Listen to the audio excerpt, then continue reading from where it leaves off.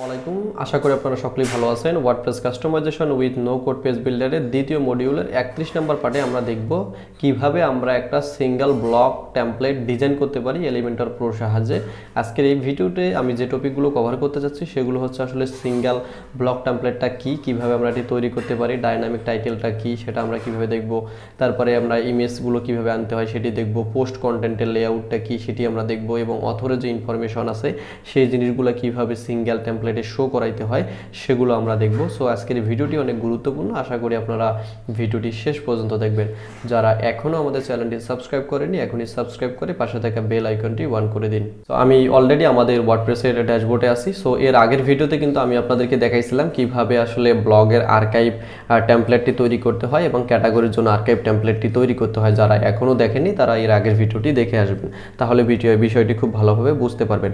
So blog single post template বলতে আমি কি বুঝাচ্ছি দেখেন, আমরা যখন এর আগের ভিডিওতে এরকম করে সুন্দর করে একটা আমরা ব্লগের জন্য আর্কাইভ টেমপ্লেট তৈরি করলাম। এখন আমরা যদি এই যে রিড মোর বাটনে ক্লিক করি তাহলে এখানে যে ডিজাইনটি আসতেছে, এখানে যে ডিজাইনটি দেখতেছেন এটি কিন্তু খুব ভালোভাবে শো হচ্ছে না।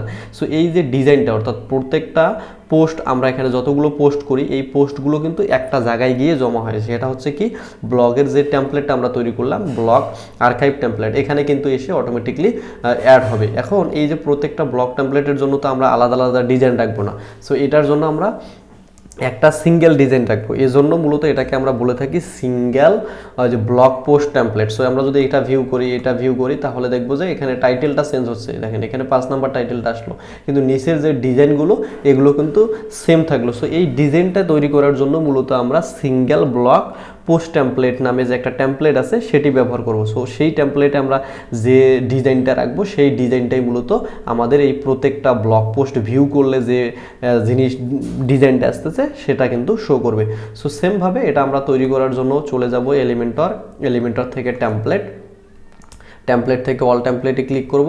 ক্লিক করার পর আমরা কি তৈরি করব, সিঙ্গেল পোস্ট টেমপ্লেট। সো এই যে সিঙ্গেল পোস্ট টেমপ্লেট এখানে আছে, সো এখানে ক্লিক করবেন। ক্লিক করার পর দেখেন আপাতত কোনো কিছু নাই, এই জন্য আমি এই যে উপর থেকে অ্যাড নিউ সিঙ্গেল পোস্ট টেমপ্লেটে ক্লিক করতেছি। ক্লিক করার পর এখানে আমি লিখবো যে সিঙ্গেল, একটা আমাদেরকে টেমপ্লেটের নাম আর কি দিতে হবে। So single blog post template আমি এই নামটি দিলাম, দেওয়ার পর ক্রিয়েটে ক্লিক করলাম। ক্রিয়েটে ক্লিক করার পর সেম এখন দেখতেছেন এখানে আমাদের কোনো কিছু শো করতেছে না। সো আমি আপাতত যেটা করব, এর আগের যে কন্টেইনারটা আমি নিয়েছিলাম সেটা আপাতত এখান থেকে কপি করে নিয়ে আসতেছি। কপি করে পেস্ট করে আমি এর ভিতরে কোনো কিছু রাখতে চাচ্ছি না, এগুলো ডিলিট করে দিচ্ছি। তো এখন আগে আমরা পাবলিশ করে দেখি জিনিসটা। সো এখানে আমি পাবলিশে ক্লিক করলে আমাদের এখানে ডিসপ্লে কন্ডিশন আসবে। সো ডিসপ্লে কন্ডিশনের এখানে আমাদের কন্ডিশনটা সেট করে দিতে হবে। সো এই কন্ডিশনটা আমরা কোথায় দিব, আমরা দেবো পোস্টে। সো মানে এই সিঙ্গেল পোস্ট টেমপ্লেটটা আমরা কার জন্য তৈরি করতেছি, এখানে পোস্টের জন্য। এই জন্য এই পোস্ট সিলেক্ট করে অল পোস্টে এই ডিজাইনটা শো করবে। এটা সিলেক্ট করে আমরা সেভ অ্যান্ড ক্লোজে যদি ক্লিক করি, এখন যদি আমরা এখান থেকে একটা রিলোড দেই তাহলে দেখবো যে কোনো কিছু দেখাচ্ছে না। কারণ কি, আমরা কিন্তু এখনো আমাদের যে সিঙ্গেল পোস্ট টেমপ্লেট আছে এখানে কোনো কিছু রাখি নেই। সেমভাবে এখানে যদি আমি অন্য একটা পোস্ট ওপেন করি তাহলেও কিন্তু কোনো কিছু দেখাবে না। সো আশা করি বুঝতে পারছেন যে আসলে সিঙ্গেল পোস্ট টেমপ্লেটটা মূলত এই যে ব্লগ পোস্টগুলো যে ভিউ হচ্ছে এটার জন্য। সো এটা আমরা এখান থেকে এখন তৈরি করব। সো এখন আমরা এই যে এলিমেন্টরের উইজেট প্যানেলে আপনারা এখানে ভালো করে লক্ষ্য করলে দেখবেন যে এখানে কিন্তু অটোমেটিকলি সিঙ্গেল একটা লেখা চলে এসেছে এবং এখানে বেশ কিছু উইজেট চলে এসেছে যেগুলো আমি আপনাদেরকে দেখাতে চাইছিলাম। সো প্রথমত আমরা এই কন্টেইনারের ভিতরে আরেকটা কন্টেইনার নেওয়ার পরে এটাকে আমরা ডুপ্লিকেট করে কয়েকবার রাখি যাতে আমরা পরবর্তীতে ব্যবহার করতে পারি। সো এখন আমরা ডাইনামিক যে টাইটেলের কথা বলছিলাম সেখানে যে পোস্ট টাইটেল যদি আমি দেই তাহলে এখানে মূলত আমাদের অটোমেটিক যে পোস্টের যে টাইটেলটা আছে সেই টাইটেলটা চলে আসবে। সো আমি যদি এখন এটা পাবলিশ করার পর দেখবেন যে এটা আমাদের 4 নম্বর পোস্ট। আমি যদি ওখানে রিলোড দিই তাহলে এখানে দেখবেন 4 নম্বর পোস্টের টাইটেলটা চলে এসেছে। অর্থাৎ আমাদের এই যে ডিজাইন যেগুলো আমরা করেছি এখানে যদি আমরা এটাতে এডিটে যাওয়ার পর এখানে যতগুলো অপশন আমরা রাখছি, যেমন টাইটেল, এটাকে আমরা কন্টেন্ট বলতেছি, তারপরে এখানে আমরা ইমেজ, তারপরে এটাকে আমরা বলতেছি কি অথর, তারপরে নিচে থেকে আমরা ক্যাটাগরি সিলেক্ট করে দিতেছি, ট্যাগ সিলেক্ট করে দিতেছি, তারপর এখানে ডাইনামিকভাবে কিছু জিনিস অ্যাড হচ্ছে, যেমন পোস্টটা কবে পাবলিশড হলো, পোস্টের স্লাগ, এগুলো কিন্তু অটোমেটিকলি অ্যাড হচ্ছে, এই যে স্কাইপ। সো এই জিনিসগুলাই মূলত আমরা আমাদের সিঙ্গেল টেমপ্লেটের যে উইজেট আছে এখানে দেখতে পাচ্ছি। সো এখন যদি আমি এই যে পোস্টের কন্টেন্টটা নেই, তাহলে দেখেন পুরা কন্টেন্টের ভিতরে আমরা এই যে কন্টেন্টের ভিতরে যে জিনিসগুলো রেখেছিলাম সেগুলো কিন্তু পুরো আমাদের সিঙ্গেল টেমপ্লেটের এখানে চলে এসেছে। এই উইজেটগুলোর কাজই হচ্ছে এই জিনিসগুলোকে ডাইনামিকভাবে এখানে আনা। এখন আমরা এই আমরা যখন পোস্ট করি তখন কিন্তু আমরা এখানে একটা ইমেজ রাখছিলাম। সো এই ইমেজটা যদি আমরা শো করাইতে চাই তাহলে এখান থেকে আমাদের যে ফিউচার ইমেজ নামে একটা অপশন আছে, এটি যদি এনে দেয় তাহলে ওই পোস্টে যে ইমেজটা আমরা দিছি সেই ইমেজটা মূলত এখানে শো করবে। সো এই ইমেজটা এখানে ডাইনামিকলিভাবে আসতেছে এবং এখান থেকে আপনারা সেই ইমেজের স্টাইলগুলো, সাইজগুলো এখান থেকে কিন্তু আপনারা চেঞ্জ করতে পারবেন। সো এখন আমরা টাইটেল দেখলাম, তারপরে পোস্ট কন্টেন্ট দেখলাম, ইমেজ দেখলাম। এখন যদি আমরা চাই এখান থেকে স্ক্রাইপ নিব, সো এটি যদি আমরা দেই তাহলে হচ্ছে আমরা যে পোস্ট করার সময় এখানে যে একটা এখানে যে টেক্সটগুলো দেই এই টেক্সটগুলো মূলত আমাদের এই উইজেটটার সাহায্যে এখানে অটোমেটিকলি চলে আসে। সো এটা আমরা যখন আসলে আর্কাইভ টেমপ্লেট তৈরি করি, পোস্ট দেখাই, তখন আমাদের এটা কাজে লাগে, তাছাড়া লাগে না। সো এটা আমি অফ করে দিচ্ছি বা ক্যান্সেল করে দিলাম বা বাদ দিয়ে দিলাম। দেন তারপরে এখান থেকে আমরা টেবিল অফ কন্টেন্ট নিয়ে রাখতে পারি। টেবিল অফ কন্টেন্টের কাজটা হচ্ছে আমাদের ওয়েবসাইটে যে H1 H2 যেগুলো আছে এগুলোকে ওরা কন্টেন্ট ইউজলি ভাগ করে দিবে। আমরা অনেক ব্লগ পোস্টে গেলে কিন্তু দেখতে পারি যে এখানে এটাতে যদি আমি এখন পাবলিশ করে যদি এইটাকে রিফ্রেশ দিই তাহলে দেখবো এখানে সব চলে এসেছে টেবিল অফ কন্টেন্টে। আর যদি আমি এই যে 2 নম্বরটাতে ক্লিক করি তাহলে অটোমেটিকলি আমাকে এখানে নিয়ে আসবে। সো এটার কাজটা হচ্ছে যে আমাদের ব্লগ পোস্ট যদি অনেক লম্বা হয় সেই লম্বা ব্লগ পোস্টটাকে এখানে ভাগ করে দেওয়া, যে ইউজারের যেটা প্রয়োজন হবে সেটাতে ক্লিক করে সেখানে ডিরেক্টলি চলে যেতে পারবে। সো আশা করি টেবিল অফ কন্টেন্টের কাজটা আপনারা বুঝতে পেরেছেন। সো এখন আমরা অথর বক্সটা দেখি। সো এই অথর বক্স যদি আমি এখানে রাখি, সো অথরের যত ইনফরমেশন আছে সব এখানে দেখাবে। সো যেহেতু এখানে ব্লগ পোস্ট আমি করেছি এই জন্য আমার ইনফরমেশন দেখাচ্ছে। সো এখানে চাইলে এখানে কাস্টমভাবেও আপনারা অ্যাড করতে পারেন, যেন এখানে একটা ইমেজ, এখানে নাম দিতে পারেন, এখানে বায়ো দিতে পারেন। সো এই জিনিসগুলো কিন্তু তখন ডাইনামিক হবে না। যখন আপনারা এখানে কারেন্ট অথর দিবেন তাহলে এই পোস্টটা যে করবে তার ইনফরমেশনটাই কিন্তু এখানে দেখাবে। সো আমি এটা পাবলিশ করে এখন যদি রিলোড করি তাহলে দেখবো যে এটা কিন্তু অটোমেটিকলি এখানে চলে এসেছে। সো আমি আপাতত এটি রাখবো না।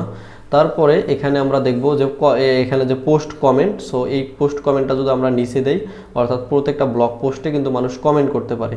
সো এখানে কমেন্টটা আমাদের ক্লোজ করা আছে। এটা যদি আমি এখন পাবলিশ করার পর এখানে থিমের স্টাইল থেকে আসবে, কারেন্ট পোস্টার থেকে কমেন্ট করা যাবে।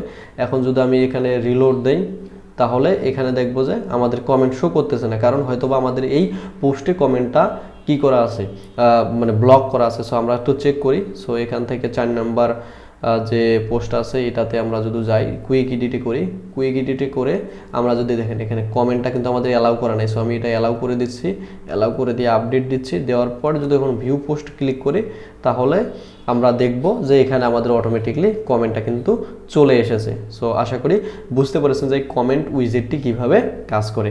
সো এখন আমরা এখান থেকে যে প্রোগ্রেস স্টিকার এটা যদি আমরা রাখি তাহলে আমরা কতটুকু পড়তেছি সেটা দেখাবে। সো এটা আমি সবসময় উপরে রাখি দেই। সো এখানে রেখে দিলাম। সো এখানে রেখে দিয়ে যদি এখন মানে পাবলিশ করার পর এটা যদি রিলোড দিলে আমরা দেখবো যে এখানে একটা প্রোগ্রেস, এই যে আমরা আসতেছি এটা কিন্তু দেখাচ্ছে যে আমার ব্লগ পোস্টটা কতটুকু পড়া হয়েছে এটা কিন্তু এখানে দেখাবে। সো এটা চাইলে আমরা এখান থেকে স্কিটও করে দিতে পারি। এই যে অ্যাডভান্স সেটিংসে এসে মোশন ইফেক্টে এসে এটা স্কিটও করে দিই টপে, এবং আমরা এখানে একটা অফসেট দিয়ে দিই, ধরো যে 50। দেওয়ার পরে যখন পাবলিশ করি তাহলে আপনারা জিনিসটা আরও ভালোভাবে বুঝবেন। সো এখন এরকম আছে, এটা আবার স্কিট হবে যে আমি যতটুকু পড়তেছি এই প্রোগ্রেসটা এখানে দেখা যাচ্ছে। সো এগুলো এটাকে বলা হয় প্রোগ্রেস স্টিকার। সো আশা করি আপনারা এটারও কাজ খুব ভালোভাবে বুঝতে পেরেছেন। দেন তারপরে আমরা এখানে দেখবো যে পোস্ট ইনফরমেশন বা ইনফো, এটা অনেক গুরুত্বপূর্ণ। সো এখানে যদি আমি রাখি তাহলে এখানে আমরা শো করাইতে পারবো কি, যে অথর কে পোস্ট করছে, ডেট, এই যে কে কোন ডেট এটা পাবলিশ হয়েছে, আবার ডেটের এখানে আমরা টাইম দিতে পারবো যে এখানে টাইম কোন টাইমে পাবলিশ হয়েছে। এখান থেকে এই জিনিসগুলো আমরা চেঞ্জ করতে পারবো। সো আমি ডেট রাখতেছি, তারপর টাইম কোন টাইমে এটা পাবলিশ হয়েছে, তারপরে এটার বিফোরে আমরা চাইলে কিছু যুক্ত করতে পারবো। যদি আইকনগুলো না চাই তাহলে আমরা আইকনগুলো এখান থেকে নান করে দিব। আমি ডেটের আইকনটা চাচ্ছি না, ডেটের আইকনটাও নান করে দিলাম। সো ডেটে ক্লিক করুক, এগুলো লিঙ্ক হোক না সেটা আমি চাই না, এই জন্য আমি এটা অফ করে দিলাম। দেওয়ার পর কমেন্ট আমি এখান থেকে চাই না, এটা বাদ দিয়ে দিলাম। তারপরে এখান থেকে আমি স্টাইলগুলো এসে এইভাবে কিন্তু করতে পারবো যে প্রত্যেকটা স্পেস কতটুকু হবে, এগুলোর কালার কি হবে, সো সবগুলো কিন্তু আমি এখান থেকে করতে পারবো। সো এই যে আমি কিন্তু প্রত্যেকটা উইজের আপনাদেরকে দেখাইলাম, এগুলো কিন্তু স্টাইলটা দেখাইলাম, স্টাইলটা আশা করি আপনারা স্টাইল টাইপে এসে করতে পারবেন। সো এখন যদি আমি পাবলিশ করি তাহলে আমরা এখন যদি এটা রিলোড দেই তাহলে দেখতেছি এখানে টাইটেল, এখানে প্রোগ্রেস, এখানে কে পোস্ট করছে সেটি, এখানে আমাদের পোস্টের ইমেজ, এখানে টেবিল অফ কন্টেন্ট, এখানে আমরা পুরা কন্টেন্টটা দেখতে পাচ্ছি। সো এখন যদি আমরা এখান থেকে অল পেজে ক্লিক করি, ক্লিক করার পর ব্লগ যে পেজটা আছে সেটি যদি ভিউ করি, ভিউ করার পর আমি আগের যতগুলো আছে সবগুলাই কেটে দিচ্ছি। সো এগুলো সব কেটে দিচ্ছি, এগুলো সব কেটে দিলাম। এখন দেখেন আমাদের এইটা হচ্ছে আমাদের আর্কাইভ টেমপ্লেট, যেটা আমরা এর আগের ভিডিওতে দেখেছিলাম। সো এখন যদি আমরা এগুলোতে ক্লিক করি, এখন আমরা সিঙ্গেল যে পোস্ট টেমপ্লেটটাতে যেটা তৈরি করলাম সেটা কিন্তু আমরা প্রত্যেকটা ব্লগ পোস্টে অটোমেটিকলি চলে এসেছে। তো দেখেন আমরা যেভাবে তৈরি করছিলাম এই পোস্টটাতেও এটা অটোমেটিকলি এখানে চলে এসেছে, এটাও এখানে অটোমেটিকলি চলে এসেছে, এটাও এখানে অটোমেটিকলি চলে এসেছে, এটাও এখানে অটোমেটিকলি চলে এসেছে। আশা করি আজকের এই ভিডিও থেকে আপনারা সিঙ্গেল পোস্ট টেমপ্লেট কীভাবে ডিজাইন করতে হয় এই পুরা জিনিসটি বুঝতে পেরেছেন, এবং সিঙ্গেল পোস্ট টেমপ্লেটটা আসলে কোথাকার জন্য আমরা ডিজাইন করতেছি, এটি কিভাবে কাজ করে এই জিনিসটিও আপনারা কমপ্লিটলি বুঝতে পেরেছেন।